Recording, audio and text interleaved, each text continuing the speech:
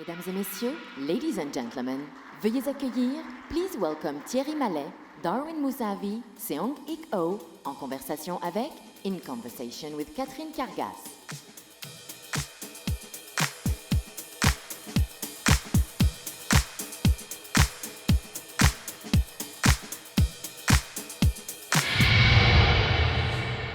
Wow, wasn't that a great show? It was. Yeah, interpretation of mobility, fluidity, that's what we're going to try to get to, right?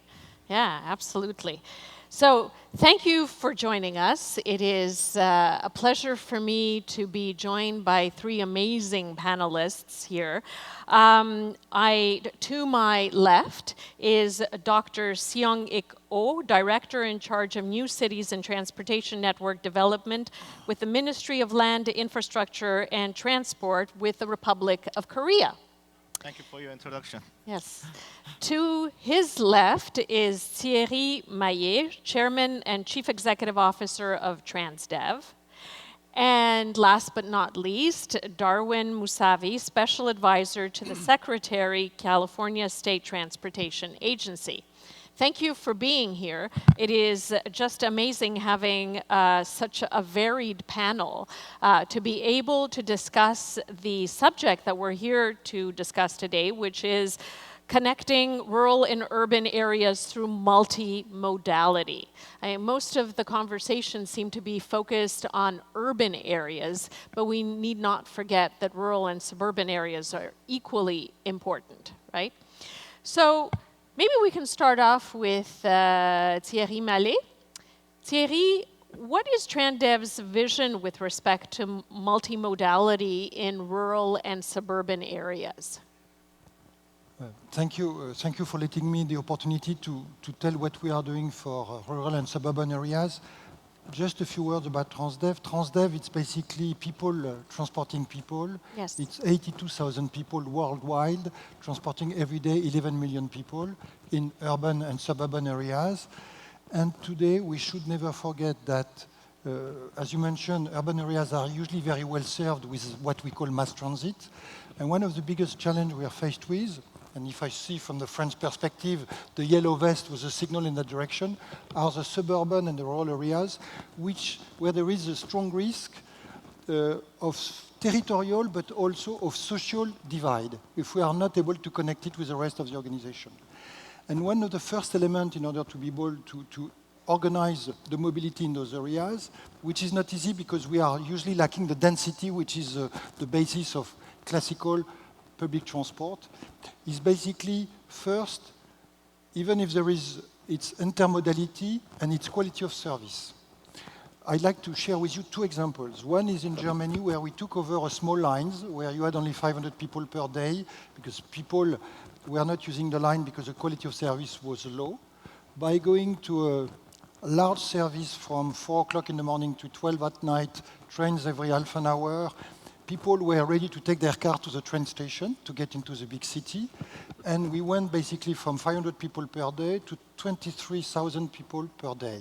Wow. So it shows that if you offer a quality of service, and that's where cars come into the picture, it is important as well and car will always be part of the solution, but you may not have to use it for the whole way, and with your car you may not get into the city.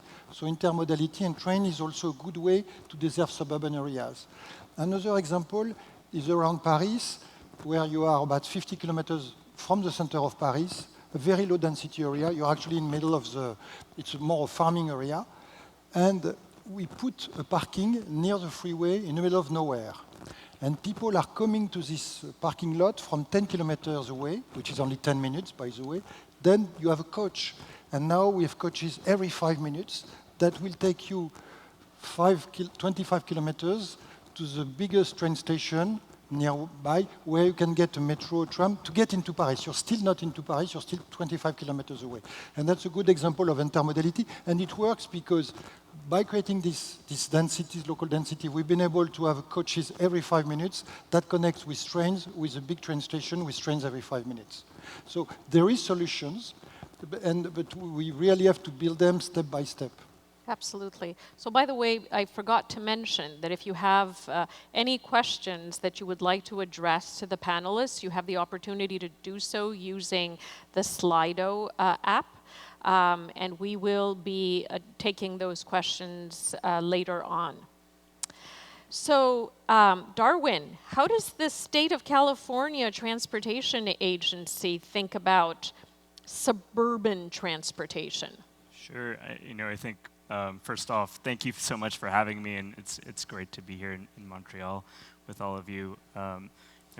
Building off of the scenarios in France, I think California is dealing with a lot of the same challenges.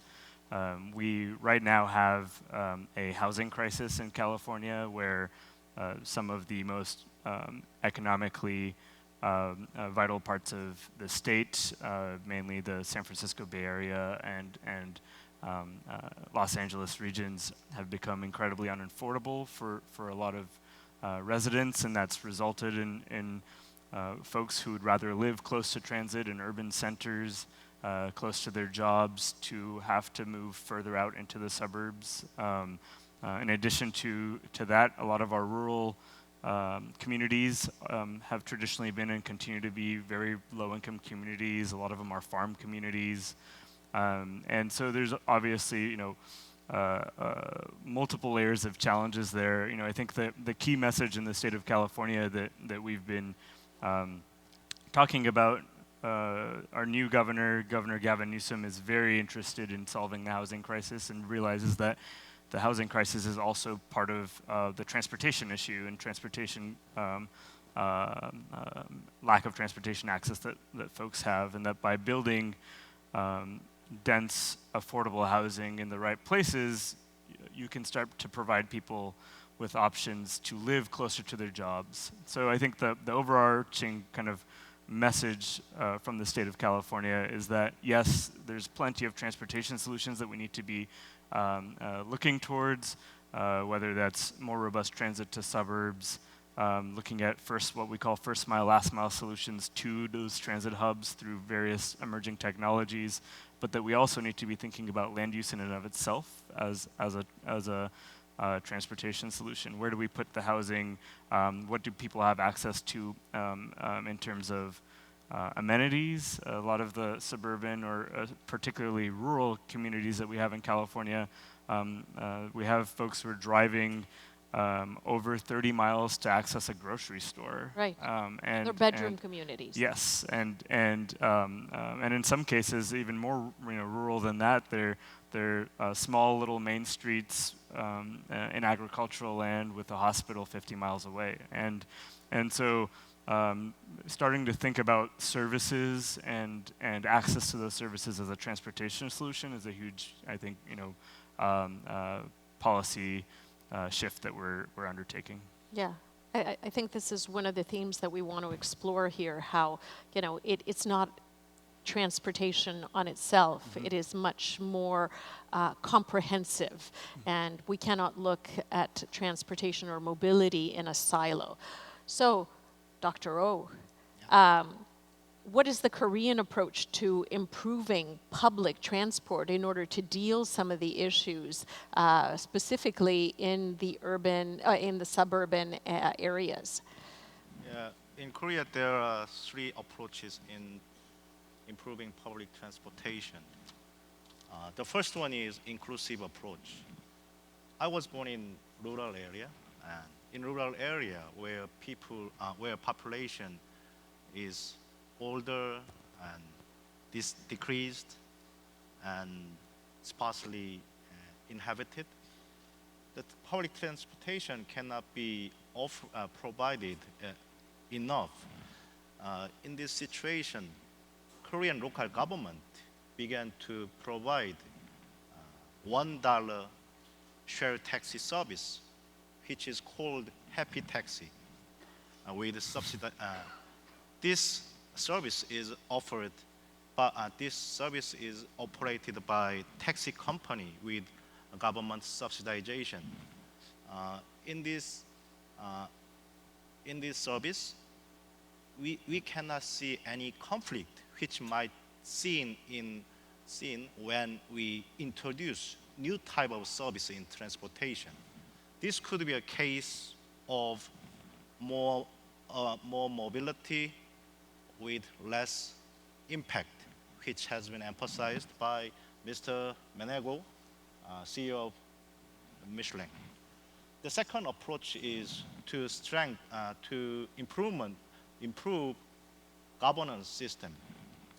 In Seoul metropolitan area, where Seoul city is surrounded by Gyeonggi province and Incheon city, the improvement of the metropolitan transportation has been delayed due to difficulty in harmonizing positions among those different districts. Therefore, Korean government decided to launch new vice ministerial level metropolitan authority, and this is second one. The third one is to strengthen coordination between land use and transportation policy. Recently, Korean government is preparing intercity railway, which is called GTX service. Through this service, the people of suburban area will be connected to downtown city in Seoul. For example, commute time became decreased by 70 or 80%, and this will improve the quality of life of suburban people in Seoul metropolitan area. These are three approaches of Korean government in improving transportation. Thank you. It's excellent. I think the theme of combining mobility strategies with land use strategies and economic development is going to become increasingly important as we move forward. Mr. Mallet, you were talking about in France some examples of smaller communities that are trying to be re-energized through such strategies. Clearly, yes. We see you mentioned it, we've been designing cities for cars for many years. Yes. Now we're trying to go back to something which is different. At the same time, from the economic perspective, we see that the growth is not happening everywhere, but it is happening in large metropolis. And we need to find a way, basically, to make this growth benefit to the rest of the territory and to cities. If a city is 30 to 40 kilometers away, you can actually turn it around and make it part of the global expansion, but you have to create the density again. And there is a large program in France, which is called Cœur de Ville, that was launched by the government and supported by Caisse des Dépôts in France, by which we are trying basically to incite people to come back to live in the city centers from the suburbs, which will allow again to create better services. And if you live in the city centers, it will be easier to create a train line or a service that will go into the main city. Today, if you live in the suburbs, sometimes it's better to take your car and to go to the big cities and not to go to the city center itself. So clearly, there is a willingness to create density again. And I believe that urban planning, economic planning will be key in order to be sure that we don't have on one side the large metropolis benefiting from the success and suburbs, and sometimes imposed suburbs, not chosen suburbs, where people end up living because the cost of life is lower, but they have the high cost of transportation and poor means of services. We should never forget that quality of life, and one response to mobility is also proximity, walkability. The fact that people should be within walking distance or cycling distance, be able to access basic functions like food, like going to school, like going to the doctors. That's something that should be within a reasonable range. Then you may have to take a public transit or your car to go to the university, to go to the hospital, to think, but basic services. And it is, I believe, important that we don't just let people do their own development, because mobility providers and mobility system will be able to handle systems which are not taken, which do not into account mobility from the start.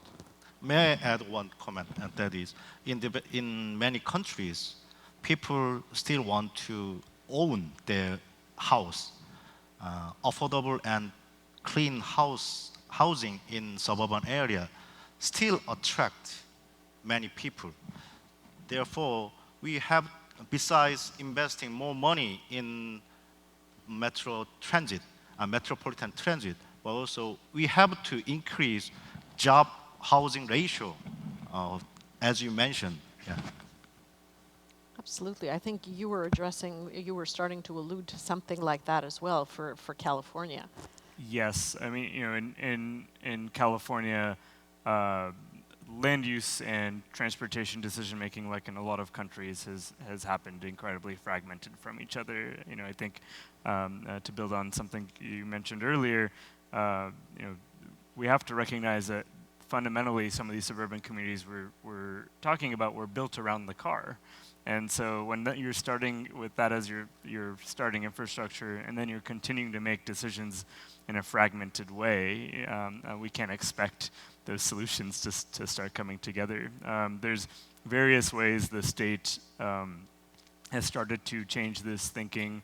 One way in particular, a program that I worked on that we call our Affordable Housing Sustainable Communities Program, is a grant program by the state to local jurisdictions, and it requires transit agencies, local municipalities, private housing developers to come together and provide a comprehensive plan for development around a transit station with dense, affordable housing. So, you know, in some places this may seem like common sense, but you know, we haven't been doing that kind of coordinated decision making, and you know, I think starting to embark on incentivizing that kind of coordination is the only way we're going to get to these solutions. Have you started also to look at the economic development aspect of it, trying to bring employers closer to them so that you avoid the need to travel long distances in order to access employment? You know, I think the economic development side of the equation is often a difficult one from a state perspective. So we oversee multiple regions that have their own kind of economic hubs, and a lot of that is competition between the regions. And so what I think from a state perspective, what we're trying to do is how do you basically build the infrastructure, set the foundations, work with the jurisdictions to prioritize the types of policies that will help position them to be able to attract those types of employers. So, but that's very much something that we're thinking about and actively engaging in how we do our planning. And I think it's important to note that, you know, with these land use discrepancies and folks having to move to places with lower accessibility, less proximity to services, there starts to be an even growing socioeconomic divide.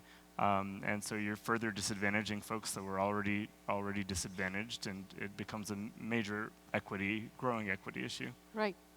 So we know that all governments are facing budgetary constraints, and increasingly we're looking at potential partnerships, public-private partnerships.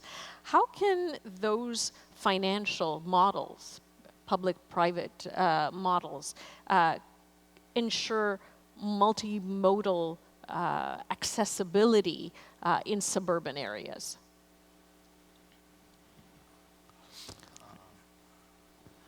Nowadays, last mile service is being invented by private sector companies. Maybe we call it paratransit service. The issue is that when the paratransit service is immature, the established industrial counterparts such as taxi industry doesn't care about that. But once the paratransit service become matured, taxi service or bus service industry started to argue about the legality of the service. At this point, I think that government and parliament need to persuade people in these industries and make the transportation services move forward smoothly with less conflict or less impact. Yeah. One way, and we see it happening almost everywhere, it has been discussed during these 2 days quite intensively, it's mobility as a service, Yes. integrated mobility. We are seeing 2 types of platforms. On one end, we've got the big Google, and what we are seeing in France and we're basically pushing for are mobilities which platform that will be owned by the cities, by the public transit agencies, by which they will actually put together all the mobility solution in a platform which is going to be managed and owned by the public entity, which provide a guarantee on the use of data. The data will be only used to improve the public transit system, to know better the need of the users, and not to be used to sell other products. And it will also guarantee that all transportation modes that are compliant with the objective of the public transport agency of the territory will be embedded into that. And we have 2 examples in France, in Mulhouse and Saint-Étienne, smaller cities. It was easier to start with smaller cities, in which the cities have decided to create such a platform. They own the data. They offer a system by which you have access and you pay with one single account to all the service. You can actually access and pay the parking, the taxi, the public transport, the train, the car sharing, the ride sharing, the bicycles. It's on one account. You get the bill at the end of the month, and you can actually control your consumption, and you understand your usage. And with that with your phone, you can actually open every system. So it's possible, and it's different operators. You've got the public transit operator, which happens to be Transdev, but you've got Indigo, which is managing the car park. You've got the city car park, which are public services. You've got bicycle from DECO. So all the systems agreed to open their data to the city, and the city created that platform as a transparent tool.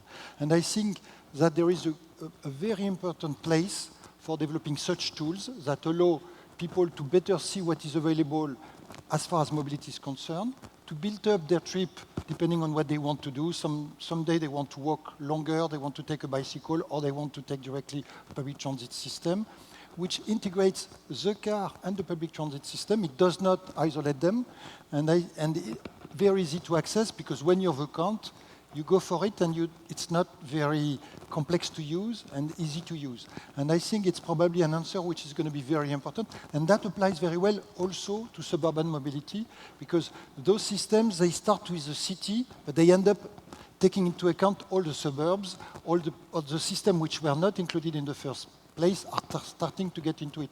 For instance, we did not include the taxi at first, but the taxi came and said, we want to be on the app, because we want to be visible. And in Saint-Étienne, for instance, where we have the same system, it has been downloaded 100,000 times, and it's used daily by 35,000 people, which is about the same usage as Waze locally. Just to say, so with local solutions supported by cities, you can actually compete against the GAFAs. So what you're suggesting is that the city create the platform, create the open APIs, and all these private mobility providers can join in on this as long as they share the data. Yeah, the sharing of data doesn't mean it's shared with the city. They still own their data, because the data is a transparent system of data for everyone.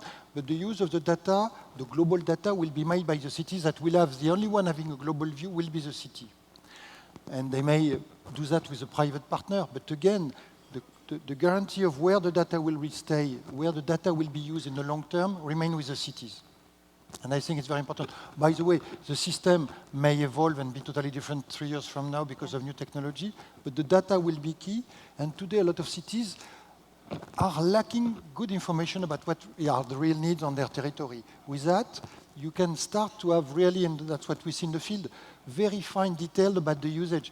We get 1/3 of the people using the transport system, using the system daily. So 1/3 of the people, we know where they start from, we know where they go to, not only the part they do with us, and it allows us to also start thinking about what can we do to serve them better from the starting point to the ending point. Which people are using their car? Could we do something for them? It also helps create new solutions because we have data that will help us design transport on demand solutions or specific solutions for each territory. Mobility is always a local matter, especially when you speak about daily mobility. You have to really understand the territory on which we are working. Darwin, do you see this as the sort of way moving forward in North America? Have you started to see a movement in your state in that direction? You know, I think in terms of what the platforms actually look like and how they're coming to fruition, I think you're kind of seeing a wide range of activity. But I think what's important in terms of the framing that you're setting out is the general public is for the most part not going to care who's providing them the service. They want to make sure it meets their needs, that it's affordable, that it's available where they want it, and I think it's the public sector's responsibility to look out for the public good and provide that. Whether that happens through direct oversight of an actual platform or just regulating a platform and having a company run it, I think the integration is key. I think it'll be up to various jurisdictions to figure out what works best for them, and there'll probably be an evolution of this, as we've seen already with this space. But I think the important elements that California as a state has tried to instill is making sure that we don't lose sight of the overarching goals that we have as a state that we want these platforms to meet. And I think a key challenge, as we talked about, that's going to keep coming up is how do you have these types of solutions apply in suburban and rural settings, especially if they are privately provided and there isn't the incentive there to invest in those places if the potential for profit isn't as high, if there are lower volume of users or sparsity of trips. I think that's where government may play a key role in helping arrange those first mile, last mile solutions to major transit hubs to increase mobility of individuals who live in those places. Related to your comment, I'd like to add one thing that in opening information to the public, some people could be very sensitive about the misuse of information. In that situation, one Korean smart city management planner recommend that we can use a blockchain system. This can allocate fair profit to each owner of information, and information can be protected safely. I'd like to add that comment.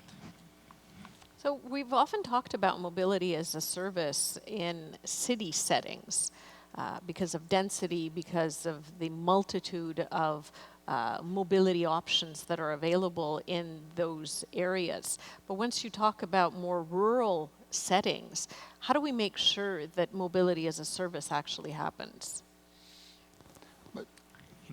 I think it's a difficult question to answer of how do we make sure it happens, but I know it needs to happen if we start moving in that direction elsewhere. I think it would be yet another instance of certain populations being left behind if technology is generally moving in that direction, right, and people have access to that and you don't in those settings. And I think if we can get it to happen correctly, it can be a key solution for people because to me, the concept applies there more than anywhere. When you think about needing to string together multiple types of transportation to make a trip happen, like you were mentioning in France, I think the key is when you do have car-oriented communities or land use infrastructure, people will need to take multiple types of trips to be able to have a sustainable way to get around and avoid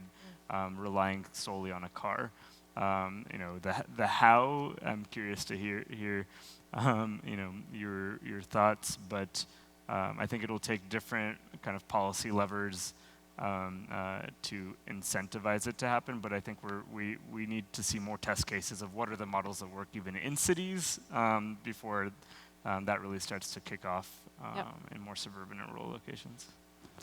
Mass is related to sustainable mobility, and I think that sustainable mobility requires a decrease of personal driving demand. But without providing same level of convenience, we cannot decrease that kind of demand. In other words, auto-oriented transportation can only be replaced by auto-like public transit. Some people say that this idea is unviable and rather half-size one-person car is more viable and can be realized. But I think that if we invent some mode of transportation which is speedy and weatherproof, we can overcome that kind of obstacle. Mobility as a service can also apply in rural area, provided there is a service. Because mobility is only mobility as a service is only a platform giving you the visibility of what exists in the territory. But there start to be solutions between transportation on demand, people getting together to transport, about carpooling. The objective of those mobility as a service platform is to make the offer easy to access and more available, and as a result, you have a growing offer. Just an example of what we've been doing in the Netherlands for many years, and it's something that we are going to try to now export to France. It's bird buses, people's buses. So small communities where there is no public transport, we are basically, as a public operator, providing them with a small vehicle, 9 seats, which can be driven by anybody in the community. We pay for the tax, we pay for the insurance, we pay for the maintenance of the vehicle, but they have to take care of driving it. And they have to design the routes that will serve the small community so they can actually get to the market, to the next city, they can get to the train or the metro station or the bus station in the morning. And usually you have about 20 people for each car to provide the service for the whole week. And it works quite well, and we have about 200 such examples of localities and communities. We're doing it in the Netherlands, which is also the way today. We see that it's a mix of public and collaborative economy, which is basically coming a lot with where we can't afford the drivers, but the people of the community are happy to drive the others. They may not do that with their cars, but they're very happy to do that with a car. On top of that, you may decide this night seat vehicles is going to be electric, so it's even sustainable. And people have to take care of what is the mobility need, and they may decide, okay, we can't make 2 trips, so we will go together, because it's really people building with themselves their solution.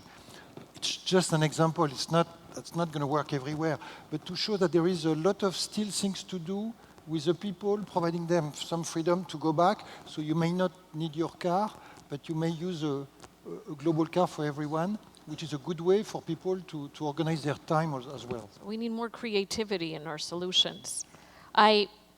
We've got a bunch of questions that we received, and Dr. O, one is targeted exactly to you.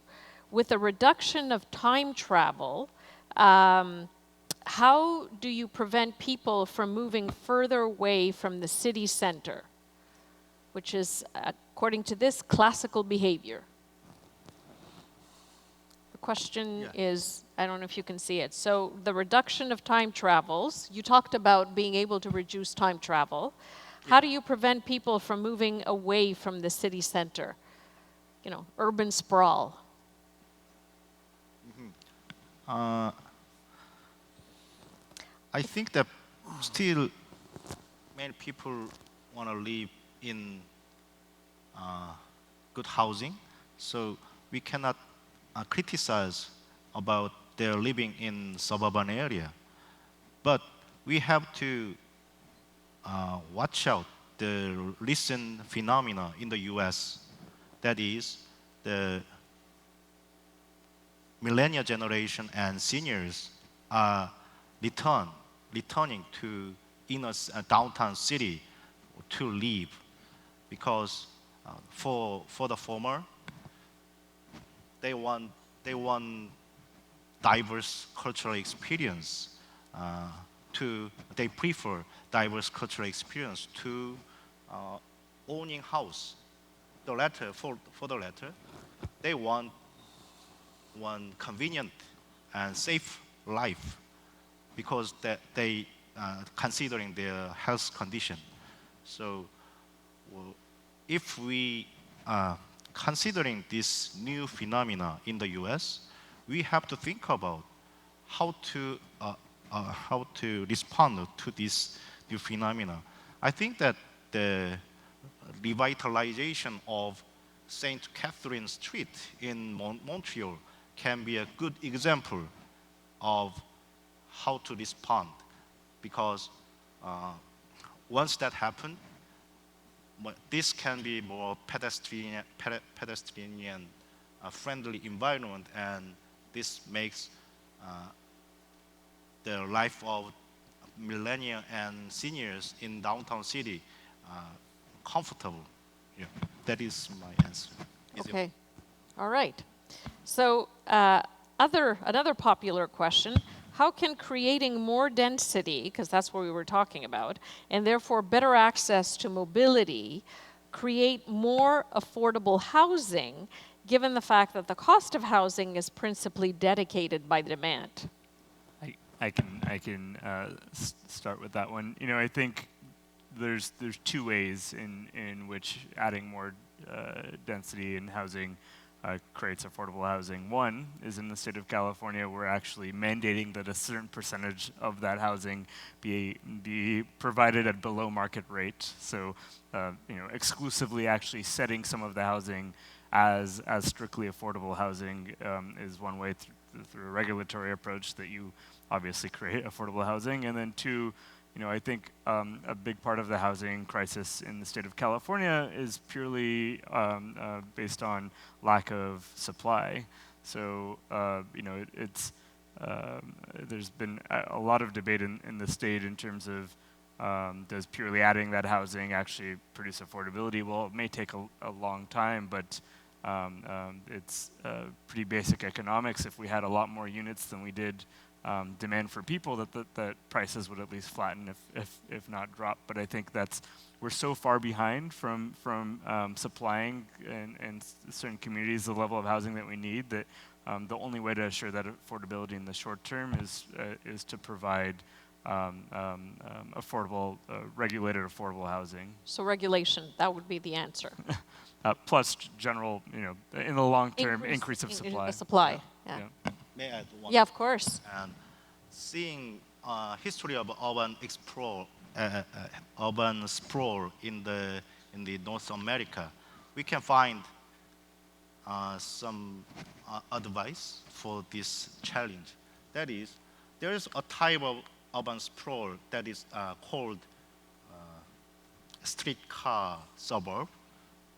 That is, easily speaking, first you make road from downtown city to some area or railway, and then build and then making town along the street or along the railway densely.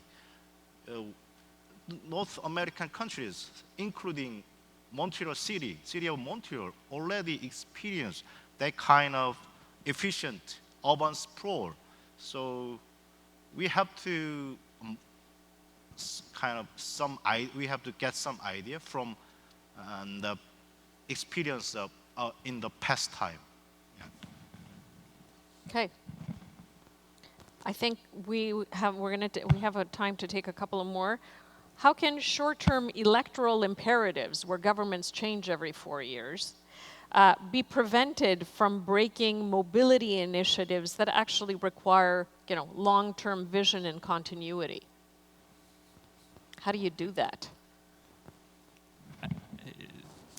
I was going to say, I think the key that we've been working on is institutionalizing. So taking your policies and your approaches and embedding them into the way you do work as much as possible. So, a lot of the bureaucracies in the state of California are well-oiled machines that have been functioning down a path for a very long time, and so there's, I think, generally, regardless of specific initiatives, there's a recognition and a need for shifting course to meet the demands of today, and I think that change is slow, but it's a long-term one. So if you get the ship turned in the right direction, regardless of what the kind of flavor of the day is of an initiative by an elected official, you get the right expertise into an institution, you get the right kind of foundation set as to what the values and goals are of the institution, and I think that can be long-lasting.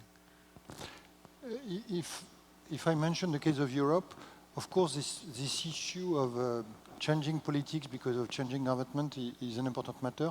What we see today is that at the European level, they're setting standards. For instance, on the quality of emission, the quality of vehicle that we should be using, and that is something that is imposed on all the countries. And that has always been a good way to progress and make progress in Europe, because it creates a framework in which we can actually design the policy. Sometimes people see it as a constraint, but it turns out to be a good way to innovate and to move ahead. That's one point. Second point is the fact that today most of those projects especially will involve not one level, but several levels. It will involve the cities, the region, the state, which means that you have a lot of partners which are creating by some way a contract, a framework, and you have expectations also created by the population. As a result of that, people can't really escape from it at some point. And it turns out that people end up doing it, and today mobility is becoming clearly higher and bigger on the agenda because of contamination issues, because of the climate change, because also of the fact that people are spending more and more time in congestion and losing time, and the fact that they can have easy access and transportation means in which they can actually gain usage of this time back, they can actually do something, they can sleep, they can work, they can watch a series, and it's something important. And so there is a big demand, and clearly the politicians, and would say a lot of governments have understood they cannot not solve that issue. And again, it was not all the problems, but when you look at what happened in France with the yellow vest, it was part of that meaning. It was people that were not probably getting the right level of service, neither basic service as a result of decision and the fact that people have been concentrating on metropolis that were doing very well. And it's a clear signal that people that were left aside are saying, by the way, what happens for us? And it will be a mixture, of course, of land use, of economic planning, of urban planning globally. And I think that letting the market do the things is not clear. And regulation is important as well, to have a coordinated development. And I think it's coming back as a priority. I think somebody liked your answer. At least one. Thank you.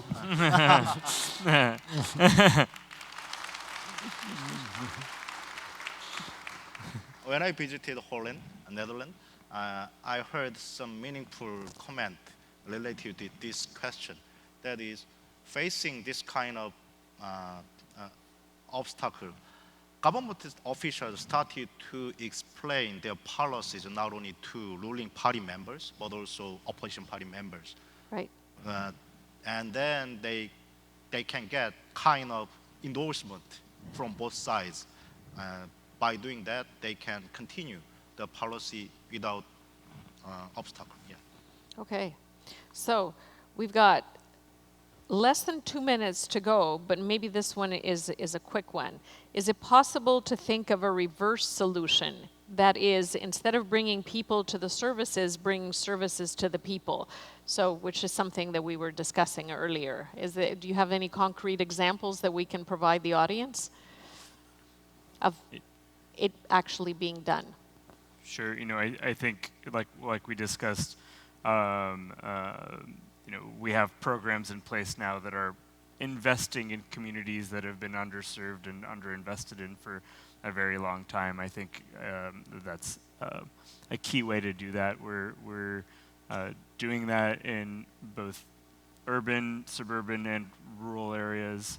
The program that I mentioned earlier has funded, for example, I think over $40 million in the city of Stockton, which is a Central Valley city in California that has seen disinvestment for years. So by investing in the urban core, the hope is that you revitalize that core and bring access to the folks who live there, so they can go inwards to their downtown of what is a fairly small city versus needing to leave the city entirely to meet some of those basic In order services. to buy a loaf of bread. Yeah. Yeah, that's Yep. it. That's it. Well, we have officially run out of time. I want to thank our three panelists for doing a fantastic job. We hope we have answered most of the questions. I saw that there were many more that have been asked, but maybe you can catch some of the panelists outside the room. Thank you again, and thank you to you for taking the time to listen. Thanks.